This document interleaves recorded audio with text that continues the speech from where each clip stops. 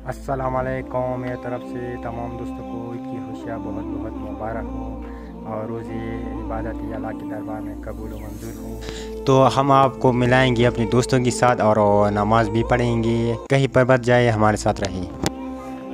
अस्सलाम वालेकुम। दा एयरपोन हैदर गिसम ईद मुबारक की वकड़ा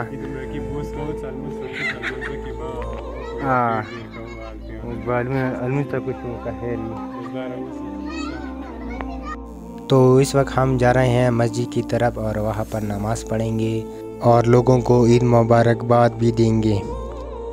तो रास्ते में चल रहे थे तो कुछ लोगों के साथ मैंने ईद मुबारक की और लोगों ने भी हमारे साथ ईद मुबारक किया।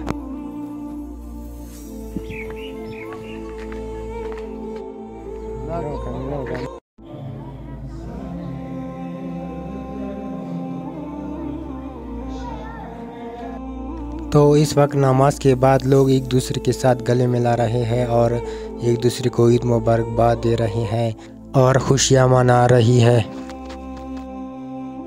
मैंने अपने दोस्तों के साथ ईद मुबारकबाद किया और कुछ मेरे दोस्त मौजूद नहीं थी, तो इंशाल्लाह हम उनके साथ बाद में मुलाकात करेंगे।